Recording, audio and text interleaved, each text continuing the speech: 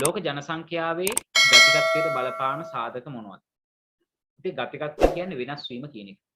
එතකොට ලෝක ජනසංඛ්‍යාවේ ගතිකත්වය කිව්වහම හරි ගතිකත්වය මේ සඳහා බලපාන මේ ගතිකත්වය කියන්නේ වෙනස් වීමට වෙනස් වීම සඳහා බලපාන සාධක ගණනාවක් තියෙනවා. ඉතින් මේ සාධක යටතේ අපි සාකච්ඡා කරනවා මෙන්න මේ විදිහට ප්‍රධාන වශයෙන්ම ජනසංඛ්‍යාවේ ගතිකත්වය සඳහා බලපාන සාධක කිහිපයක්. එකක් තමයි උපත් බර්ත් කියලා කියන්නේ. අනිත් එක මරණ. අනිත් එක තමයි සංක්‍රමණ. පුතේ උපත් මරණ සංක්‍රමණ. මේවා තමයි පුතේ බලපාන්නේ. ලෝක ජනසංඛ්‍යාවේ ගතිකත්වය කෙරෙහි බලපාන සාධක තමයි මේවා. හරි? ඉතින් මේවා ගැන හොඳ අවබෝධයෙන් යුතුව ඉන්න ඕනි අපි. ඉතින් මේවා කොහොමද පුතේ අපි මේවා හඳුනාගන්නේ මේ ජනසංඛ්‍යාව සඳහා බලපාන මේ ගතිකත්වය නැත්නම් වෙනස් වීම සඳහා බලපාන්නේ කොහොමද කියලා අපි ඉගෙන ගන්න ඕනේ. විශේෂයෙන්ම මේ ජනසංඛ්‍යාවේ විශාලත්වය, ඒ වගේම ව්‍යාප්තිය, සංයුතිය, ව්‍යුහය මෙන්න මේ වගේ ලක්ෂණ වල වෙනස්කම් ඇති වෙන්න මේ ගතිකත්වය වෙන්නේ. ඒ කියන්නේ වෙනස් වීම නැත්නම් ගතිකත්වය මේක ඇති වෙන්න අර අපි කතා කරපු උපත් මරණ සංක්‍රමණ කියන මෙන්න මේ සාධක ප්‍රධාන වශයෙන් බලපානවා පුතේ ලෝක ජනසංඛ්‍යාවේ ගතිකත්වය සඳහා. එතකොට පුතේ මෙතන අහලා තිනවා ලෝක ජනසංඛ්‍යාවේ ගතිකත්වයට බලපාන සාධක මොනවද? එහෙනම් මොනවද පුතේ මේකට උත්තර? උපත් මරණ සංක්‍රමණ. මම ඊගාවට පැහැදිලි කරන්නම් කොහොමද මේවා බලපාන්නේ ලෝක ජනසංඛ්‍යාවේ ගතිකත්වය එමෙතන වෙනස් වීමක් සිද්ධ වෙන්න. හරි? ඉතින් ඔයගොල්ලෝ ලියා ගන්න මෙන්න මේ විදිහට අංක 1 දාලා අංක 1ට අංක 2 පළවෙනි ප්‍රශ්නෙට උත්තරේ ලෝක ජනසංඛ්‍යාවේ ගතිකත්වයට බලපාන සාධක තමයි උපත් මරණ සංක්‍රමණ කියලා කියන්නේ. හරි? සරලව මතක තියාගන්න පැහැදිලි කිරීම කරනවා. හරි. මම පොඩ්ඩක් පැහැදිලි කරන්නම් ඔය ගැන. හරි. උපත් කොහොමද බලපාන්නේ? උපත් කොහොමද බලපාන්නේ ජනසංඛ්‍යාවේ මේ ගතිකත්වයට? මෙන්න මෙහිමයි පුතේ. ලෝකයේ සිදුවන උපත් ප්‍රමාණය පැහැදිලිවම බලපානවා ජනසංඛ්‍යාවේ වෙනස්කම් ඇති වෙන්න. ඒක ගැන කිසිම කතාවක් නැහැ. මොකද ලෝක ජනසංඛ්‍යාව වර්ධනය වීම සිද්ධ වෙන්නේ මේ උපත් එක්ක. උපත් වැඩි නම් ලොකු වර්ධනයක් වෙන්නුම් කරනවා. ඒක ලෝක ජනසංඛ්‍යාව වර්ධනය වෙලා කියන්නේ උපත් ප්‍රමාණය වැඩි වෙලා කියන්නේ. එහෙනම් ලෝක ජනසංඛ්‍යාවේ පුළුල් වෙනසක් වෙන්න නම් එකපාරම බලවන්න පුළුවන් පුතේ ඔය ස්වභාවික වර්ධනය වගේ දේවල්. ඒ කියන්නේ ජනසංඛ්‍යාවක ස්වභාවික වර්ධනය. ස්වභාවිකව වර්ධනය වෙනවා. එතකොට යම්කිසි රටක වෙන්න පුළුවන්. ස්වභාවික වර්ධනය වැඩි වෙලා තියෙනවා නම් පුතේ මිනිස්සු ප්‍රමාණය වැඩිනේ. අන්න පුතේ ජනසංඛ්‍යාවේ ගතිකත්වයක් ඇති වෙන්න පුළුවන්. හරිද? ඉතින් පුතේ මේක උපත් හා මරණ කියන දෙකම පොදුවේ ගත්තාම උපත් හා මරණ ශීඝ්‍රතාවය මත ජනසංඛ්‍යාවේ වෙනස් වීම කියන කාරණාව අපිට ගන්න පුළුවන් මේ ගතිකත්වය සඳහා බලපාන එක සාධකයක් විදිහට. හරිද? ගතිකත්වය සඳහා වෙනස් වීම සඳහා බලපාන. ඉතින් මේ ජනසංඛ්‍යා වර්ධනය ගත්තාම පුතේ මේ දල උපත් අනුපාතිකය, දල මරණ අනුපාතිකය මේව ගැනත් අපි ඉගෙන ගන්න. හරි? එතකොට මේ උපත් සංඛ්‍යාවේ වෙනස් වීම ගණනය කරන්න තමයි අපි දල උපත් අනුපාතිකය වගේ දේවල් යොදාගන්නේ මේ වගේ සූත්‍ර. මේ සියලුම කරුණු වලින් අපි පැහැදිලි කරගන්න ඕන දේ තමයි ගතිකත්වය එහෙම නැත්නම් වෙනස් වීමක් සිද්ධ වෙන්න බලපානවා උපත් හා මරණ කියන දෙක. මොකද මේ උපත් වෙන්න පුළුවන් මරණ වෙන්න පුළුවන් ලෝක ජනසංඛ්‍යාවේ පැහැදිලිව වෙනස් වීමක් සිද්ධ වෙන්න පුළුවන්. මරණොත් ඒත් වෙනස් වෙනවා. ඒ කියන්නේ ජනසංඛ්‍යාව අඩු වෙන්න පුළුවන්. උපත් සංඛ්‍යාව වැඩි වුණොත් සමහරට ඒත් ජනසංඛ්‍යාවේ වර්ධනයක් වෙන්න පුළුවන්. එහෙනම් ඔය දෙකෙන්ම අඩුවීමක් හෝ වැඩිවීමක් පැහැදිලිව වෙන්න පුළුවන් මේ ඉපදීම සහ මරණය කියන දෙක අනුව. ඒ කියන්නේ උපත් සහ මරණ කියන මේ කාරණා දෙක මේ සාධක දෙක අනුව තීරණය වෙන්න පුළුවන්. එහෙනම් හොඳට මතක තියාගන්න. උපත් වලින් සමහරට ජනසංඛ්‍යාවේ වැඩිවීමක් වෙන්න පුළුවන්. මරණ වලින් සමහර විට ජනසංඛ්‍යාවේ අඩුවීමක් වෙන්න පුළුවන්. ඉතින් මේ විදිහට අඩුවීමක් හෝ වැඩිවීමක් වුණොත් අපිට ඒක වෙනස් වීම සඳහා බලපානවා කියන සාධකය. බලපානවා කියන කාරණාව ගැන පැහැදිලි අවබෝධයක් ලබා ගන්න පුළුවන්. ඉතින් ඔය මරණ ප්‍රමාණය ගත්තොත් පුතේ සමහර විට සමහර රටවල විශාල සංඛ්‍යාවක් මරනවා. යුතමය කටයුතු වෙන්න පුළුවන් විවිධ සාධකවල. හරි? ඉතින් මේ සඳහා ඉතින් බලපාන සාධක ගණනාවක් තියෙනවා. හරි? ඉතින් මේ කරුණු ගත්තහම මරණ අනුපාතිකය ඉහළයි කියන්නේ ඒ ජනසංඛ්‍යා වර්ධනයේ සමහරට අඩුවක් සිද්ධ වෙන්න පුළුවන්. ලොකු වෙනසක් වෙන්න පුළුවන්. අඩුවීමක් වෙන්න පුළුවන්. හරි? ඒ වගේම සංවර්ධනයේ වෙමින් පවතින රටවල් වල මරණ සංඛ්‍යාව සමහරට වැඩි වෙන්න පුළුවන්. උදාහරණයක් විදිහට ගත්තොත් අප්‍රිකාව වගේ රටවල් වල මේ තියෙන සෞඛ්‍ය පහසුකම්, ඒ වගේම ආහාර හිඟය, එක්ක ලෙඩ රෝග මේ වගේ හේතු මත ජනසංඛ්‍යාවේ මරණ ප්‍රමාණය වැඩි වෙන්න පුළුවන්. හරි? ඉතින් එහෙම වුණොත් ඒ ජනසංඛ්‍යාවේ වෙනසක් වෙන්න පුළුවන්. එහෙනම් පැහැදිලි වෙන දේ තමයි මේ මරණ කියන සාධකය. මරණ සිදු වෙනවා කියන සාධකයක් ප්‍රධාන සාධකයක් විදිහට බලපානවා ගතිකත්වය සඳහා. ඒක ලෝක ජනසංඛ්‍යාවේ ගතිකත්වයට බලපාන තව එක සාධකයක් තමයි පුතේ මරණ කියලා කියන්නේ. අනිත් එක තමයි පුතේ සංක්‍රමණ කියලා කියන්නේ. හරිද? සංක්‍රමණයකින් කොහොමද පුතේ වෙනසක් වෙන්න පුළුවන්? ගතිකත්වයේ කියන්නේ ලෝක ජනසංඛ්‍යාවේ ගතිකත්වයේ ඒ කියන්නේ මෙහෙමනේ. ජනසංඛ්‍යාව පුතේ සංක්‍රමණයකින් වෙන්නත් පුළුවන්. අර උපත් මරණ ගැන කතා කරා වගේම තමයි මේකත්. පුතේ දැන් අපේ රටේ ඉඳලා වෙන රටකට යනවා. එතකොට අපේ රටේ ඉන්න මිනිස්සු ප්‍රමාණය අඩු වෙනවා. අඩු වෙනවා. මෙහෙම නැත්නම් වෙන රටක ඉඳලා විශාල පිරිසක් අපේ රටකට එනවා. අපේ රටට එනවා. එතකොට ජනසංඛ්‍යාව වැඩි වෙනවා අපේ රටේ. පුතේ අන්න ඒ වගේ තමයි. සංක්‍රමණ කියන කාරණාව පැහැදිලිවම බලපානවා ගතිකත්වයේ සඳහා. හරි. බලන්න. උපත් මරණ සංක්‍රමණ. හරිද? මේ සාධක පුතේ පැහැදිලිව බලපානවා. උපත් මරණ සංක්‍රමණ කියන මේ සාධක තුන ප්‍රධාන වශයෙන් බලපානවා ලෝක ජනසංඛ්‍යාවේ ගතිකත්වයේ සඳහා. පැහැදිලිව මේ කරුණ මතක තියාගන්න.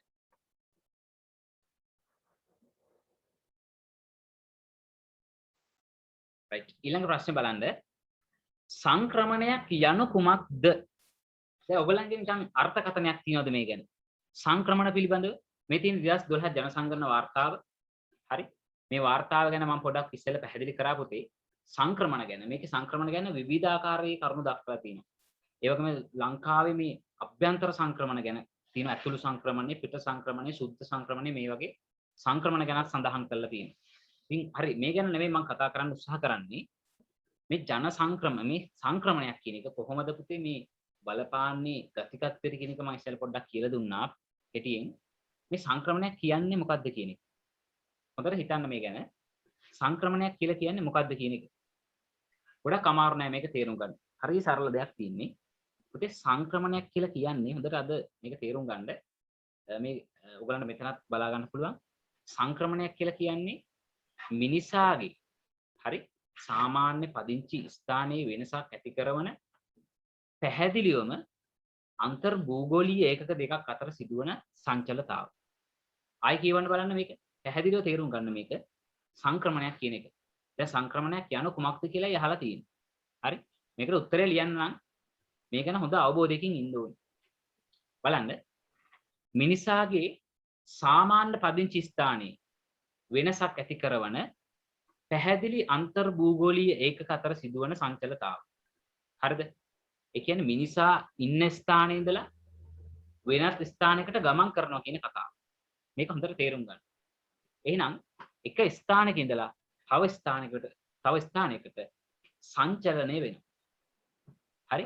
ඒතකොට මෙහෙම භූගෝලීය ඒකක දෙකක් අතර ඒකක දෙකක් අතර මේ විදිහට සංචලනය වෙනවා නම් අපි ඒකට කියනවා පුතේ සංක්‍රමණයක් කියලා. සංක්‍රමණයක්.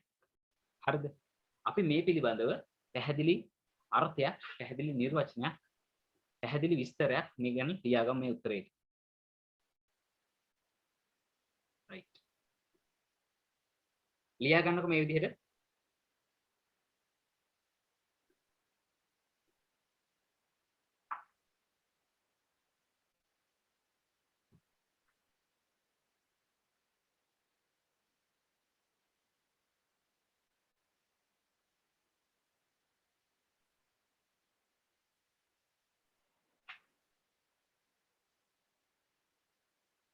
සංක්‍රමණයක්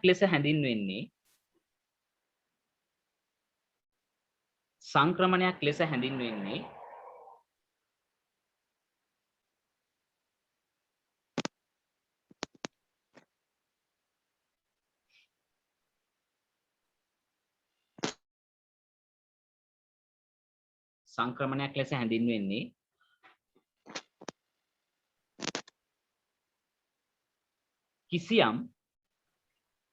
කිසියම්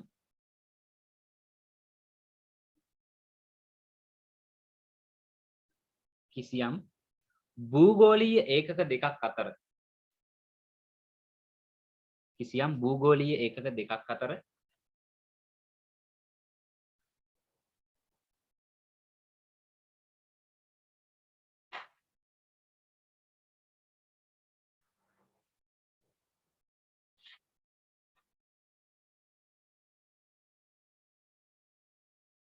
සංචලනය වීමක් ලෙස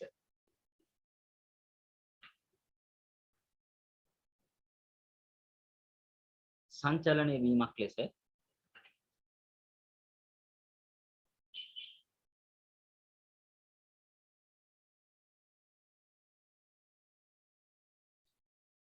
සරලව හඳුනාගත හැකි අතර සරලව හඳුනාගත හැකි අතර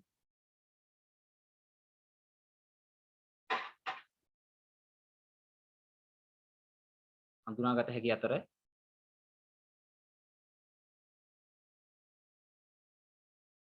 එක්සත් ජාතීන්ගේ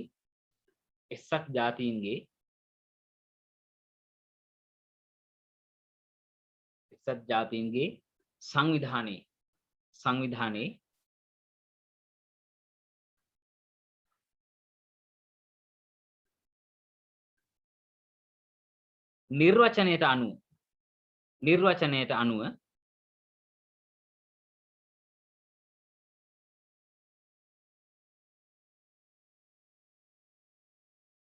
නිර්වචනයට අනුව සංක්‍රමණයක් ලෙස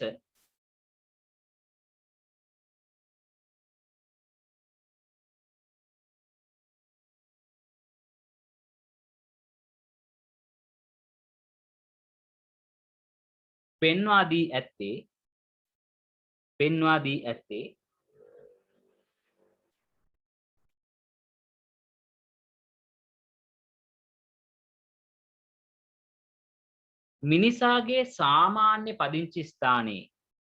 මිනිසාගේ සාමාන්‍ය පදිංචි ස්ථානයේ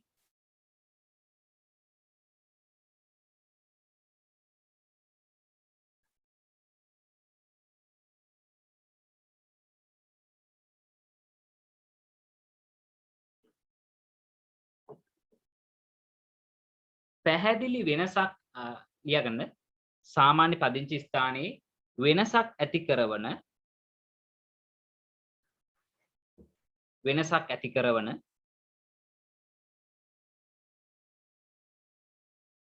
වෙනසක් ඇති කරන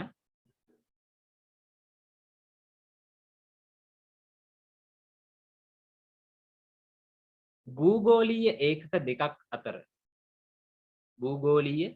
ඒකක දෙකක් අතර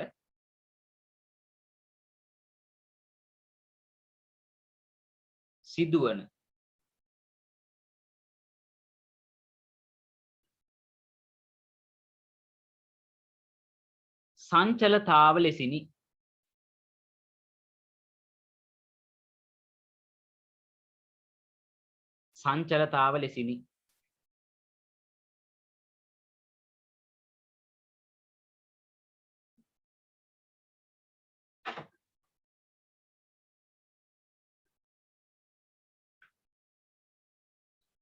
සංචලතාව ලෙසිනි.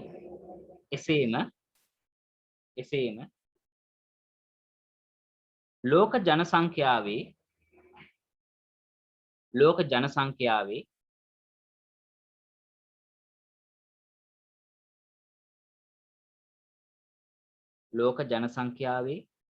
ගතිකත්වය සඳහා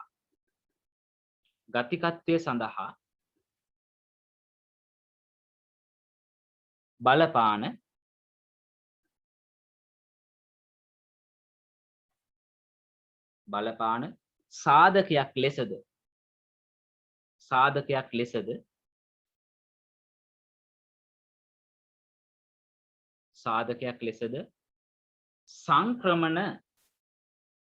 සංක්‍රමණ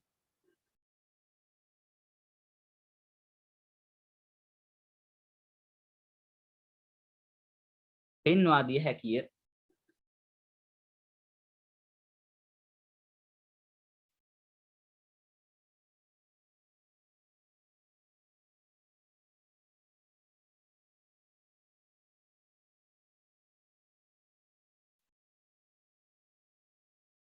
එසේම එසේම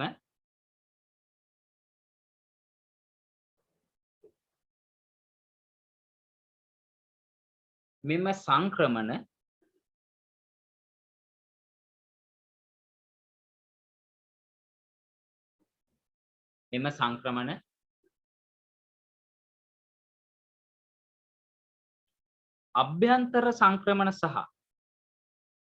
අභ්‍යන්තර සංක්‍රමණ සහ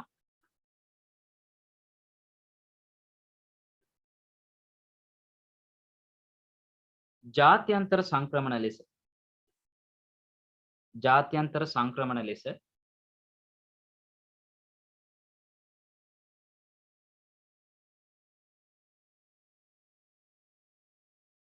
සිදුවනුද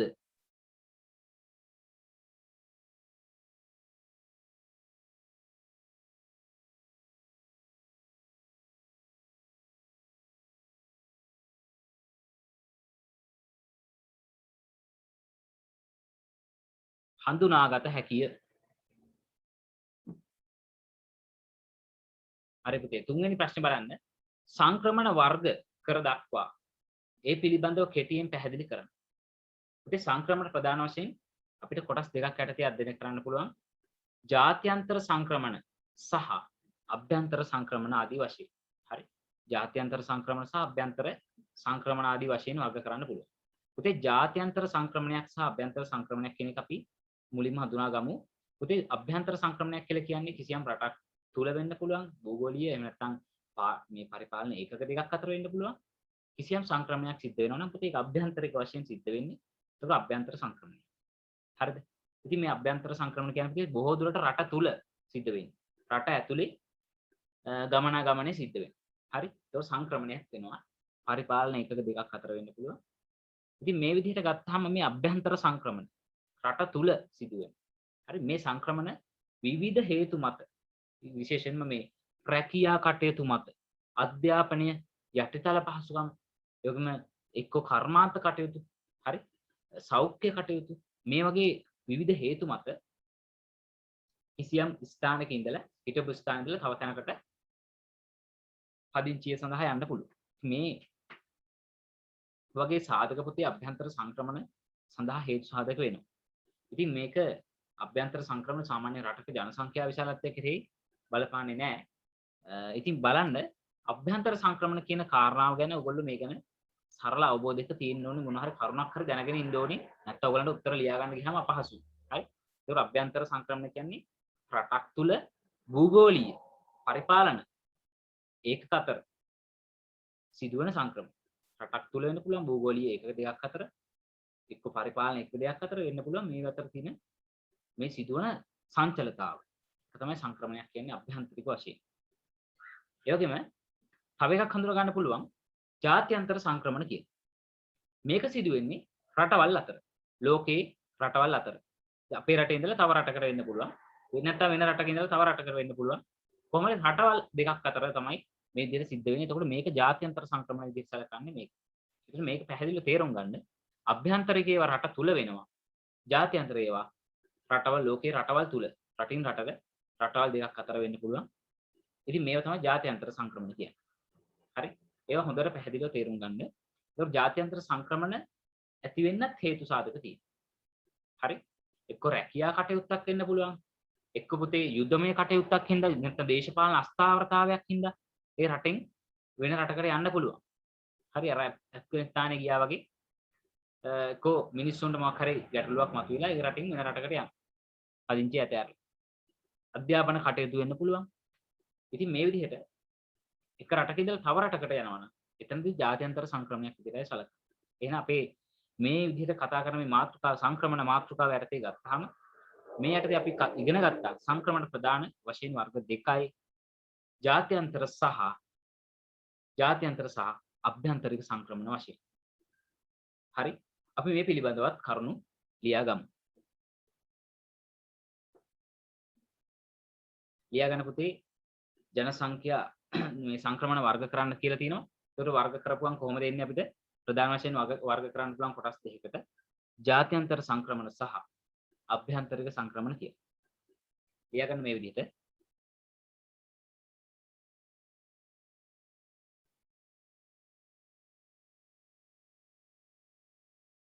සංක්‍රමණ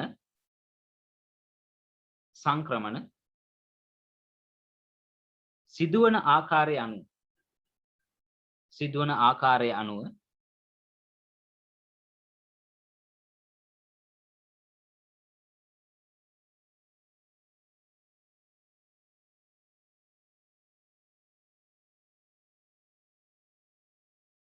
ප්‍රධාන වශයෙන්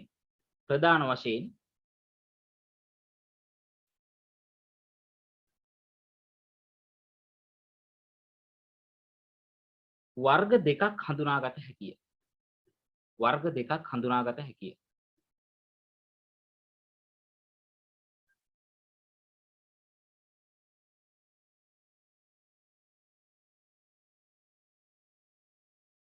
වර්ග දෙකක් හඳුනාගත හැකිය. එනම්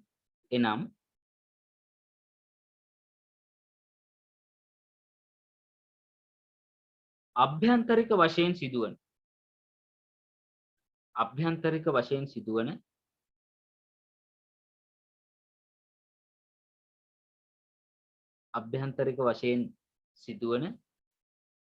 අභ්‍යන්තර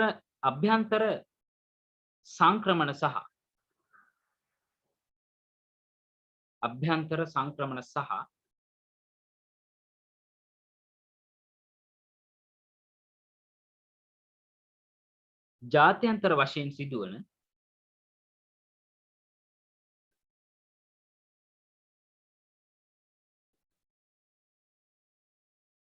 ජාත්‍යන්තර වශයෙන් සිදුවන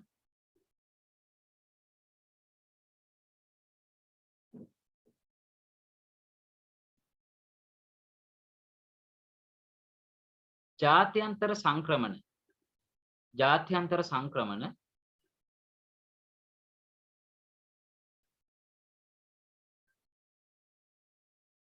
ආදී වශයෙනි.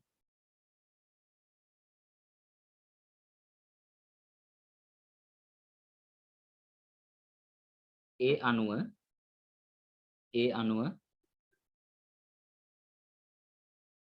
ඡේදය කඩලා ලියන්න පුතේ. අභ්‍යන්තර සංක්‍රමණ ගැන හොඳේ. අභ්‍යන්තර සංක්‍රමණ ගැන. අභ්‍යන්තර සංක්‍රමණ ලෙස හැඳින්වෙන්නේ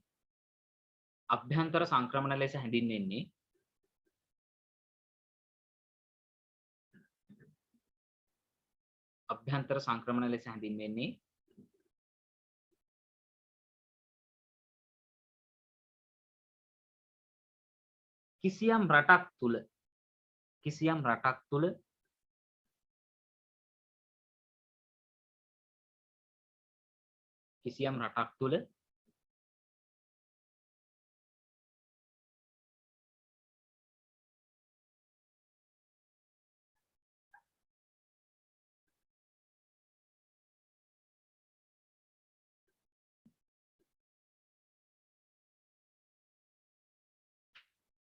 කිසියම් භූගෝලීය ඒකක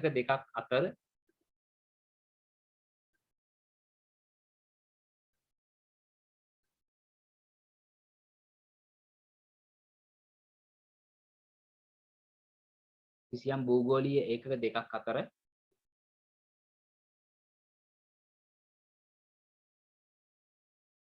එසේත්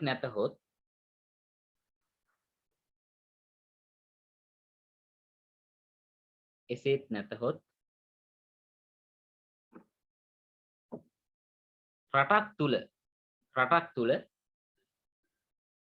රටක් තුල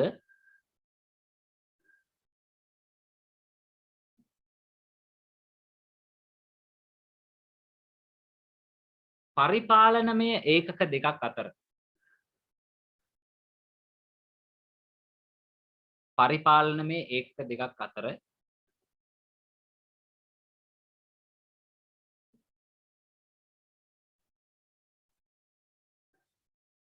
සිදුවන්නා වූ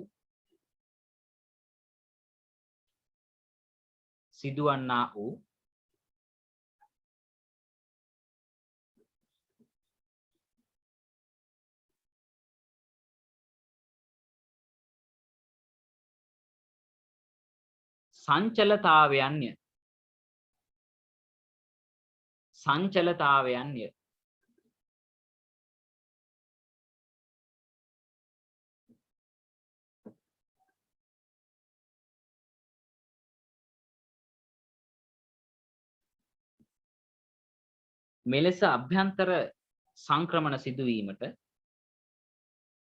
මෙලෙස අභ්‍යන්තර සංක්‍රමණ සිදුවීමට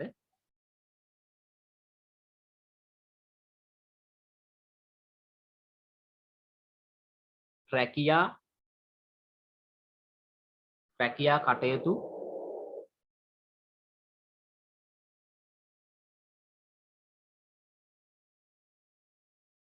අධ්‍යාපන කටයුතු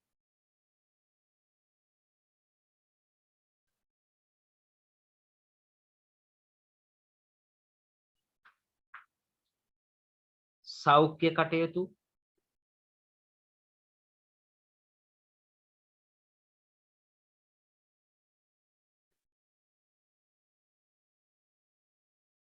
නැවත පදිංචි කිරීම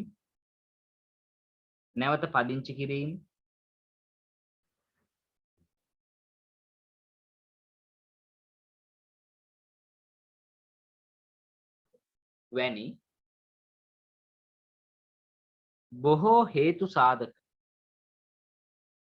බොහෝ හේතු සාධක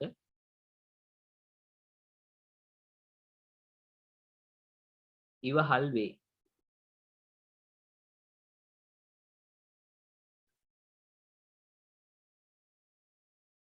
ඊළඟට ලියා ගන්න පුතේ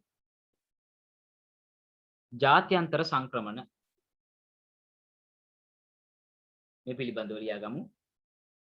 ජාත්‍යන්තර සංක්‍රමණයක් ලෙස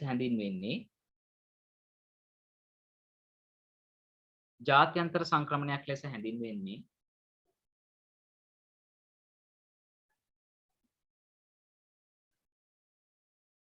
ලෝකයේ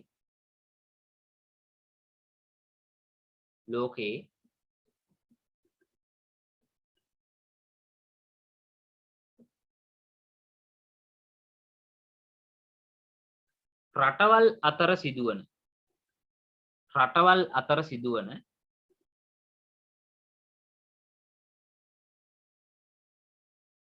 සංක්‍රමණයන්ය.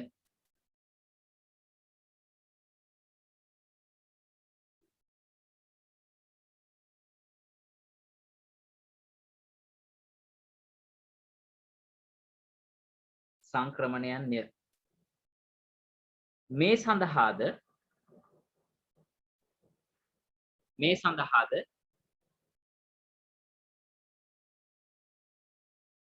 බලපානු ලබන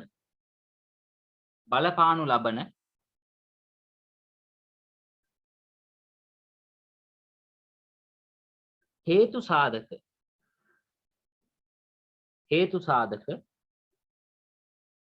ගණනාවක් පවතී.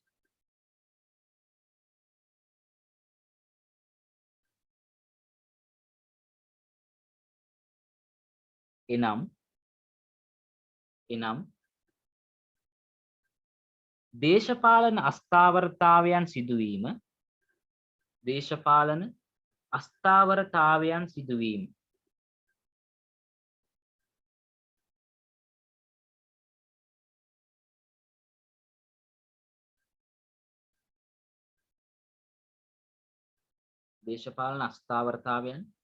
සිදුවීම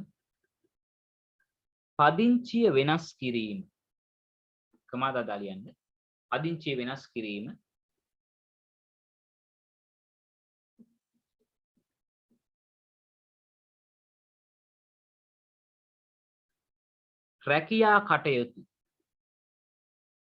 රැකියා කටයුතු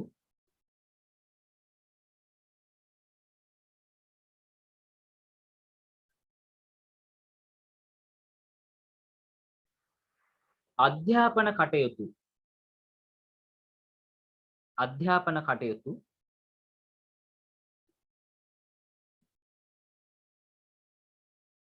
වැනි හේතු සාධක ගණනාවක් නිසා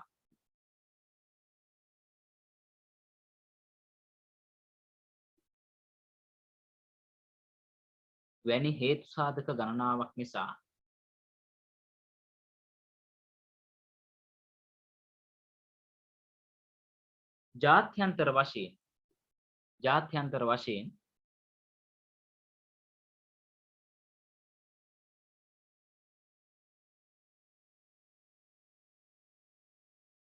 සංක්‍රමණයන් සිදුවනු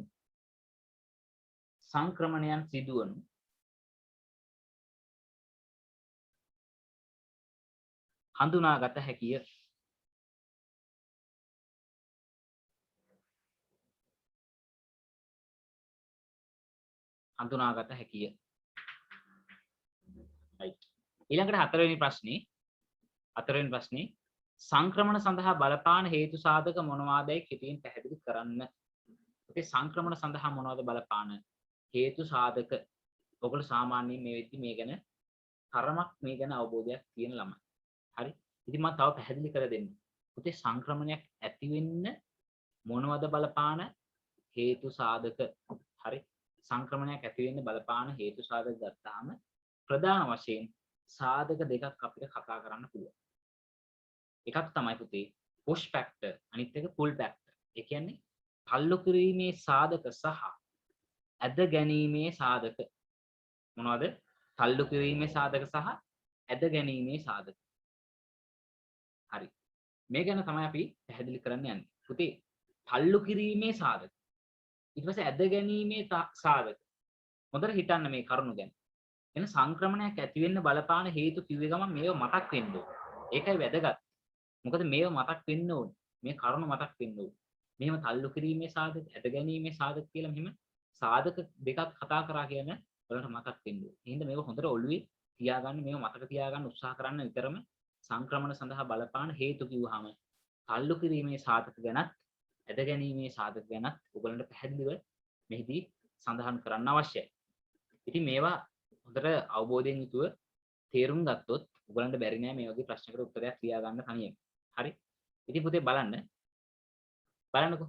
මේන්න තියෙන පුතේ තල්ලු කිරීමේ සාධක කිහිපයක්. හරිද? පුතේ තල්ලු කරනවා කියන්නේ මොකද්ද?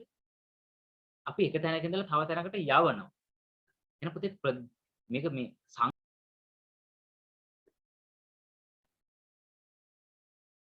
right බලන්න තල්ලු කිරීමේ සාධක. ඒ කියන්නේ ප්‍රදේශයක් හැර යාමට බලපාන සාධක. කිසියම් මේ සංක්‍රමණයක් සිද්ධ වෙන්න කිසියම් තල්ලු කිරීමේ සාධක ගණනාවක් බලපාන. ඉතින් බලන්න මේ යුද්ධමය තත්ත්වයන්, දේශපාලන අස්ථාවරතාවයන් ඇතිවීම. මේ වගේ දෙයක් සිද්ධ වුණාම මොකද වෙන්නේ? ඒ ප්‍රදේශවල මිනිස්සුන්ට ජීවත් වෙන්න බෑ. මොකද යුද්ධමය තත්ත්වයක් මැද ජීවත් වෙන්න බෑ. එතකොට සිද්ධ වෙනවා මේ ප්‍රදේශ අතහැරලා යන්න. තේරුණාද? මේ ප්‍රදේශ අතහැරලා යන්න සිද්ධ වෙනවා. එතකොට මේ යුද්ධමය කටයුතු, දේශපාලන අස්ථාවරතාවයන් සිදු වීම. ඒ හින්දා ප්‍රදේශයක් හැර යාමට සිද්ධ වෙන්න පුළුවන්. මොකද මේක තල්ලු කිරීමේ සාධකයක්. ඇද ගැනීමේ සාධකයක් නෙමෙයි. පාරිසරික සාධක ගත්තොත් මේ ආපදා, ස්වභාවික ආපදා සිදුවීම. පුතේ මේ වගේ හේතු මත අනිවාර්යෙන් අපිට ඉන්න බෑ, රැඳිලා ඉන්න බෑ, යන්නම වෙනවා. මොකද ආපදාවක් පෙනිපෙනී අපිට බලන් ඉන්න බෑ. අපිට ඒ ස්ථානෙන් අයින් වෙන්න වෙනවා. එතකොට සමහරට ගමක් ගම් වතුරට යට වෙන්න පුළුවන්. ඒතර අපි ගමේ ඉන්න නැතුව වෙන තැනකට අපිට යන්න වෙනවා ආරක්ෂිත ස්ථානවල. හරි? ඒක පිට ගමක තියෙන්න පුළුවන්. අන්න ඒ වගේ. පුතේ මේ ඒ ස්ථානේ රැඳිලා ඉන්න හැකියාවක් නැහැ. අනිවාර්යෙන් වෙනම ස්ථානයකට යන්න වෙනවා. ඒක ප්‍රදේශයක් හැර යාමට සිද්ධ වෙනවා. අන්න පුතේ. එතකොට මොකක්ද උනේ? අපිට ඉන්න තැනින් කොහොම හරි අයින් වෙන්නම උනා. තල්ලු කිරීමේ සාධකයක්. රැකියා හිඟය. ඒකත් ඒ වගේ. අපි ඔයගොල්ලෝ හිතන්න සරලව මේ රැකියා තියෙනවා හිඟයක්. රැකියාවල හිඟයක්. එතකොට අපි ගෙවල් වලට වෙලා හිටියොත් ඒ රැකියාවක් හම්බ වෙන්නේ නැහැ. අපි රැකියාව හොයාගෙන යන්න ඕනේ. නේද? ඒක අපිට යන්නම වෙන්නේ. රැඳිලා ඉඳලා හරියන්නේ නැහැ, යන්නම වෙන්නේ. අන්න පුතේ තල්ලු කිරීමේ සාධක. තේරුණාද? ඒකයි කියන්නේ මොනවා හරි හේතුවක් මත, කිසියම් හේතුවක් මත යන්නම සිද්ධ වෙනවා. ඉඳලම හරියන්නේ නැහැ, යන්න වෙන්නේ. අන්න පුතේ තල්ලු කිරීමේ සාධකයක්. දැක්කද? මෙන්න මේක හොඳට තේරුම් ගන්න. තල්ලු කිරීමේ සාධක සංක්‍රමණ සඳහා බලපාන්නේ මෙන්න මේ විදිහට. ඒ වගේම ඇද ගැනීමේ සාධක කියනවා. උදාහරණයක් විදිහට ගත්තොත් මේ ප්‍රදේශයකට මිනිස්සු ඇද ගන්න. කිසියම් රටකට වෙන්න පුළුවන්. ඇද ගන්නවා. ඒකවල ඇද ගැනීමේ සාධක කියලා අපි ඒවට කියනවා. මොනවාද පුතේ ඇදගන්නේ? හිතන්න. අපේ රට ගැන හිතන්න. අපේ රට. අපේ රටේ රැකියාව වැඩියෙන් තියෙනවා නම් හරි? අපේ රටේ රැකියාව වැඩියෙන් තියෙනවා නම් ඒ රැකියාව බහුල ප්‍රදේශයට ඇදෙනවා. දැන් කොළඹ පැත්තට වෙන්නේ බස්නාහිර පළාතට වෙන්න රැකියාව වැඩි නම්, කර්මාන්තශාලා වැඩි නම් ග්‍රාමීය ප්‍රදේශ වලින් කොළඹ දිශාවට ඇදිලා යනවා. බස්නාහිර පැත්තට ඇදිලා යනවා. අන්න පුතේ ඇද ගැනීමේ සාධක. ඇයි? රැකියාව බහුල ප්‍රදේශයක් ඉන්නේ. තව ඇද ගැනීම සාධක බලමු නිදහස. හිතන්න. හොඳ එක රටක තියෙනවා යුදමය තත්ත්වයක්. තව රටක තියෙන පුතේ කිසිම ගැටලුවක් නැතුව ජීවත් වෙන්න පුළුවන් සාමකාමී පරිසරයක්. එතකොට අර යුදමය පැත්තට වැඩිය හොඳයිනේ පුතේ සාමකාමී පැත්ත. එතකොට අපි මොකද කරන්නේ? අපේ රට ඇතෑරලා හරි අපි යනවා නිදහසේ ඉන්න පුළුවන් තැනක් හොයාගෙන. නේද? අන්න නිදහස.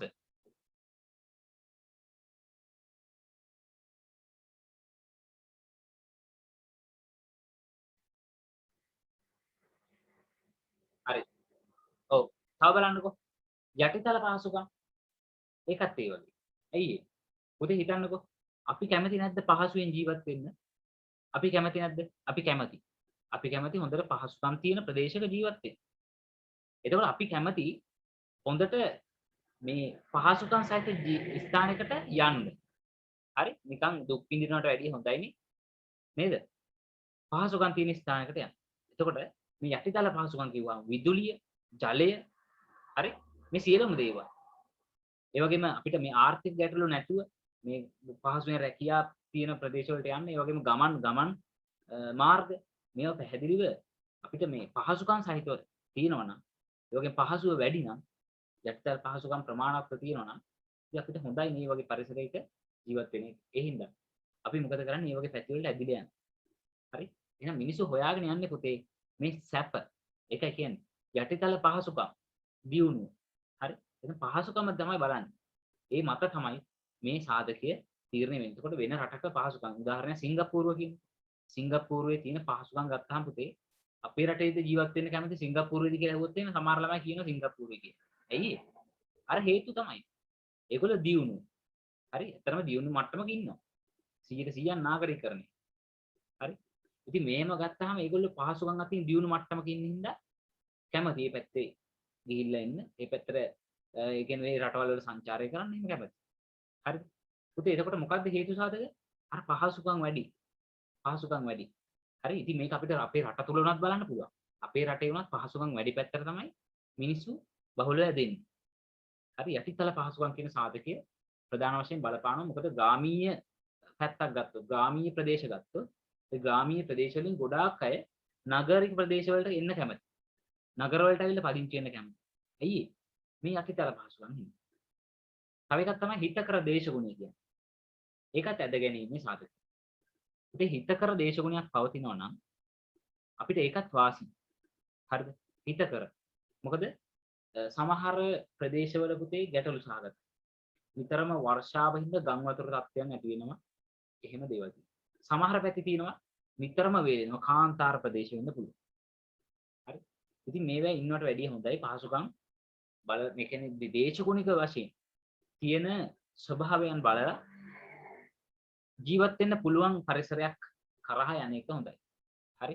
ඉතින් අන්න එහෙම සාධක මත ඇද ගැනීමේ සාධක තීරණය වෙනවා. කියන්නේ ප්‍රදේශයක ඉඳලා තව තැනක ප්‍රදේශයකට ඇද ගන්න. හරි? එක ප්‍රදේශයක ඉන්න බැරි හින්දා තව ප්‍රදේශයකට ඇදිලා යනවා. එක ප්‍රදේශයක රස්නේ වැඩි හින්දා සීතල පැති වලට ගමන් කරනවා. හරිද? පැහැදිලි දේශගුණයක් තියෙන කලාප වලට ගමන් කරනවා. ඒක ඒ පැත්තේ පදිංචි වෙනවා. අන්න ඒ වගේ මෙන්න මේ ඇද ගැනීමේ සාධක තීරණය වෙනවා. හරි. එතකොට මෙන්න මේ කාරණා දෙක පැහැදිලිව මතක තියාගන්න සංක්‍රමණ ඇතිවීම සඳහා බලපාන ප්‍රධාන හේතු. ප්‍රධාන වශයෙන් කොටස් දෙකක් යටතේ කතා කරන්න පුළුවන් තල්ලු කිරීමේ සාධක සහ ඇද ගැනීමේ සාධක කියන. ඉතින් මම මේක සරලව ඔයගලන්ට පැහැදිලි කරලා දෙන්නම්. ඉතින් එහාට මේ මීට වඩා මම මේවා ඉදිරියෙන් සාකච්ඡා කරනවා. හරි? මේ සරල උත්තරයක් දෙන්නේ. මීට වඩා මේක පැහැදිලි කරලා මීට වඩා පැහැදිලි උත්තරයක් තව ඔයගලන්ට ලබා දෙනවා. හරි? ඉතින් මම අද මේ ප්‍රශ්නට උත්තරේ ලබා දෙන්නම්. මේකත් ලියා ගන්න මේකට උත්තරේ සංක්‍රමණ සඳහා බලපාන හේතු පිළිබඳව. හරිද? ලියා ගන්න පුතේ මෙන්න මේ විදිහට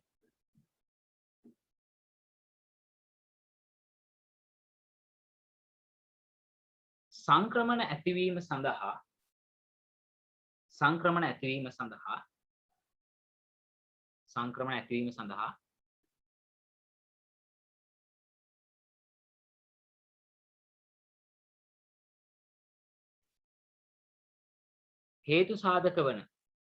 හේතු සාධක වන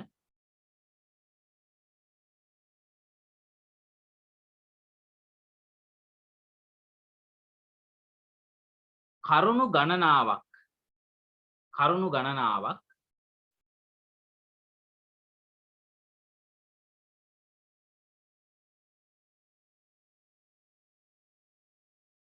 හඳුනාගත හැකි අතර හඳුනාගත හැකි අතර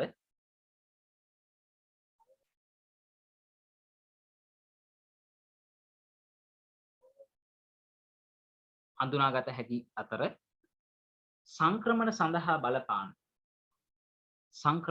බලපාන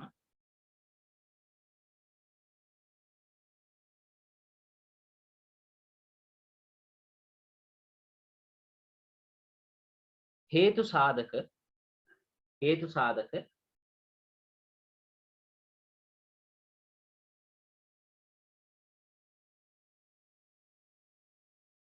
ප්‍රධාන කොටස් දෙකක් යටතේ අධ්‍යයනය කළ හැකිය.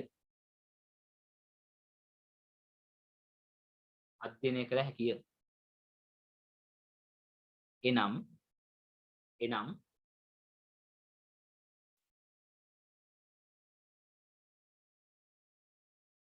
තල්ලු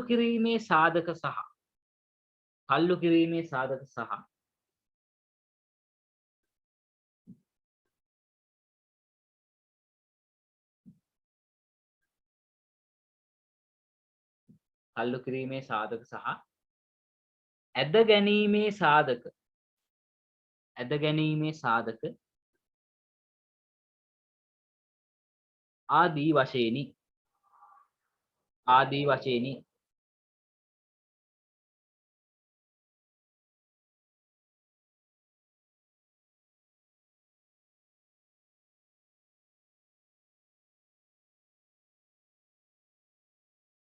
ලියාගන්න පුතේ ඡේදය කඩලා තරු ලකුණක් දාන්න අවශ්‍ය නැහැ. ලියාගන්න මේ විදිහට අල්ලු කිරීමේ සාධක ගැන මම ඡේදයක් දැන් කියනවා. ඒක ලියාගන්න. මේ විදිහට අපි ලියාගමු. සංක්‍රමණ සිදුවීම සඳහා බලපානු ලබන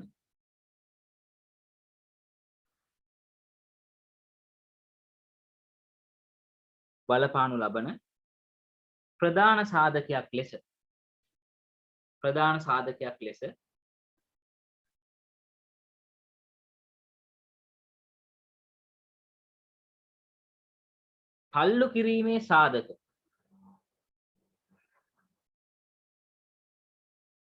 තල්ලු කිරීමේ සාධක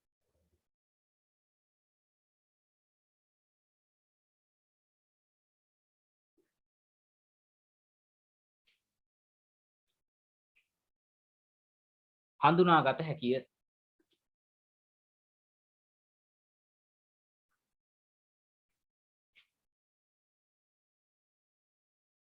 මෙහිදී සිදුවන්නේ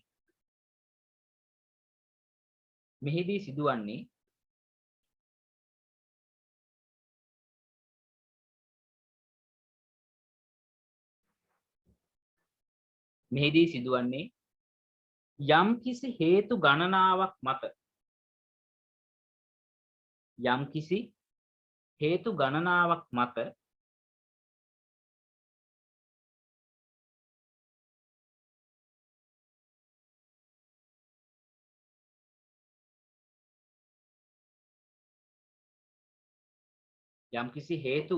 ගණනාවක් මත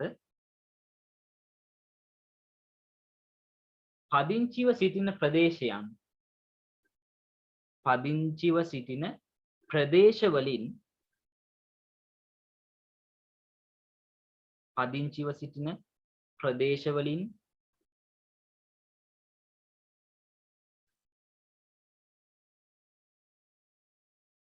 ඉවත්ව යාමට සිදුවීමයි.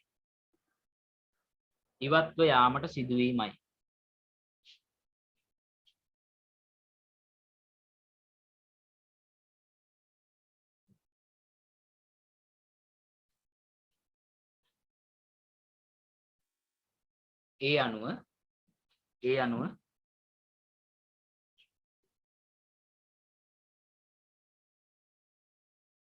මේ සඳහා බලපානු ලබන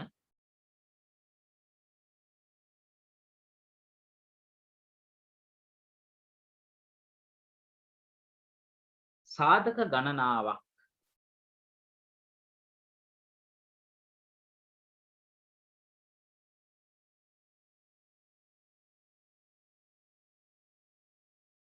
සාධක ගණනාවක්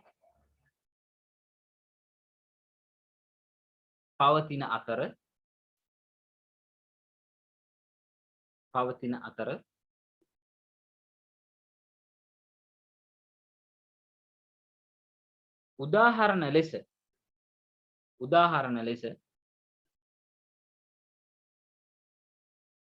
උදාහරණ ලෙස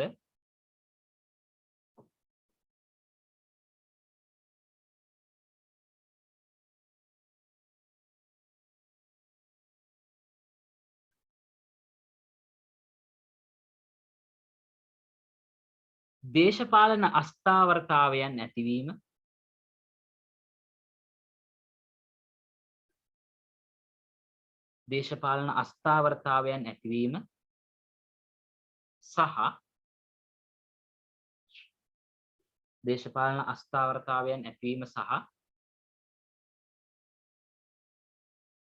යුද්ධමය කටයුතු යුද්ධමය තත්ත්වයන් කියලා ලිව්වත් කමක් නැහැ. යුද්ධමය තත්ත්වයන්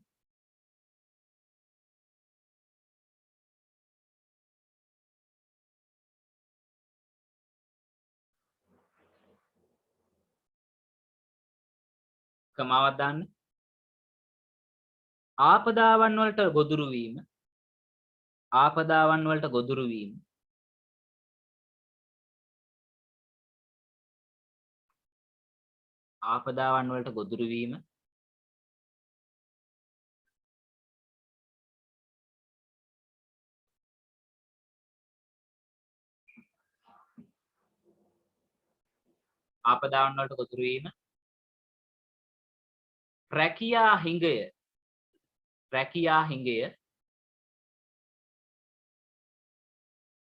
රැකියා හිඟය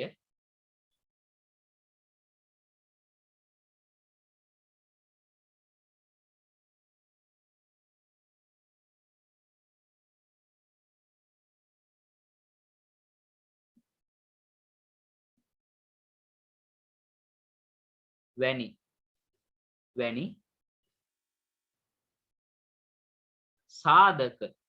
සාධක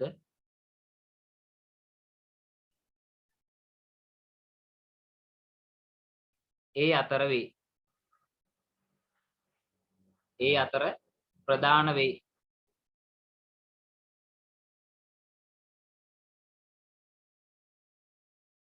හරි. ඊළඟ එක ලියා ගන්න පුතේ ඇද ගැනීමේ සාධක.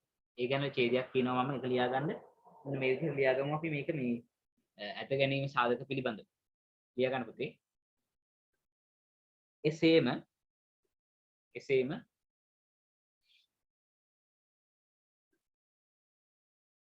සංක්‍රමණ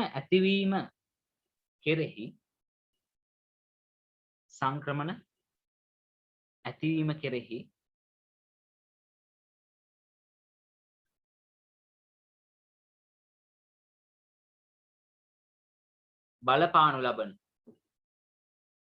බලපානු ලබන තවත් එක් සාධකයක් ලෙස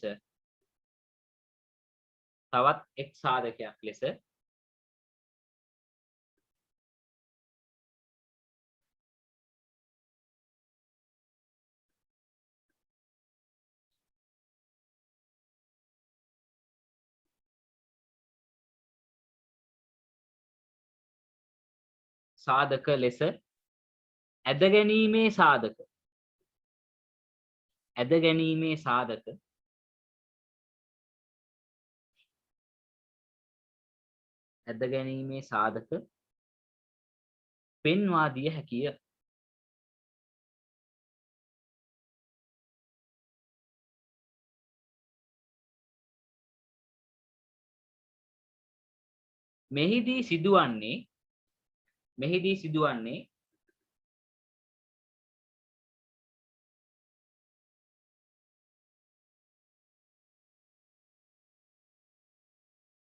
මෙහිදී සිදුවන්නේ කමාදාදා ලියන්න පුතේ මං කියන ටික යටිතල පහසුකම් දියුණු වීම යටිතල පහසුකම් දියුණු වීම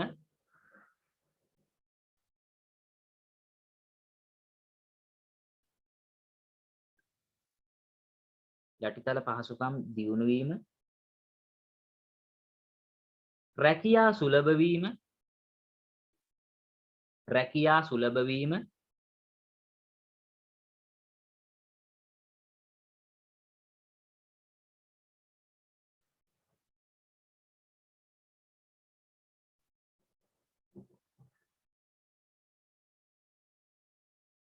රැකියා සුලභ වීම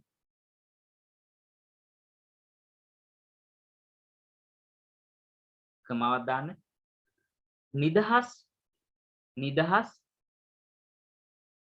සාමකාමී නිදහස් සාමකාමී සමාජ වටපිටාවක් පැවතීම සමාජ පරිසරයක් පැවතීම නිදහස් සාමකාමී සමාජ පරිසරයක් පැවතීම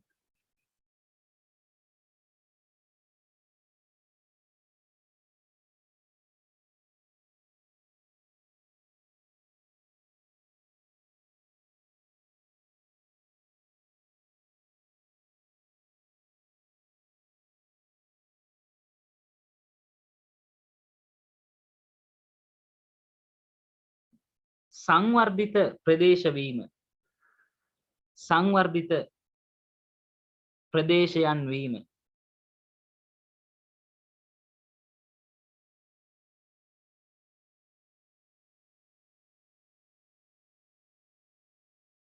සහ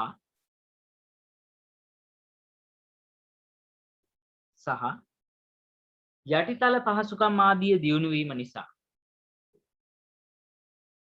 යටිතල පහසුකම් ආදිය දියුණු වීම නිසා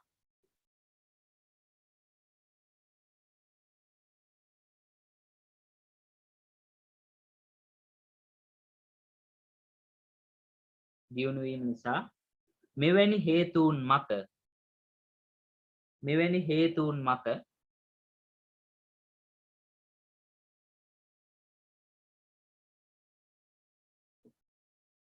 මෙවැනි හේතුන් මත ජනසංඛ්‍යාව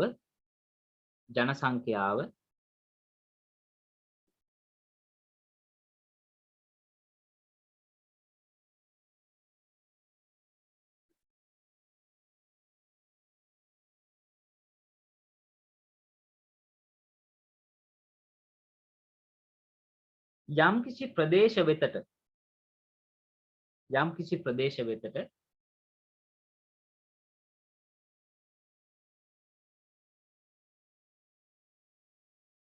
ඇදී ඒමයි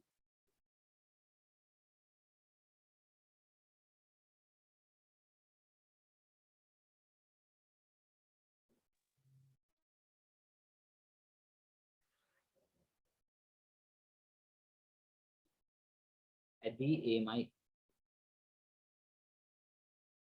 මෙලෙස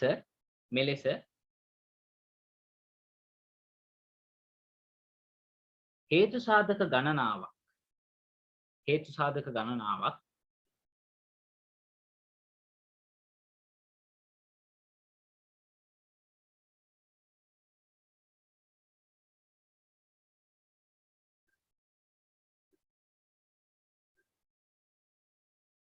ඇද ගැනීමේ සාධක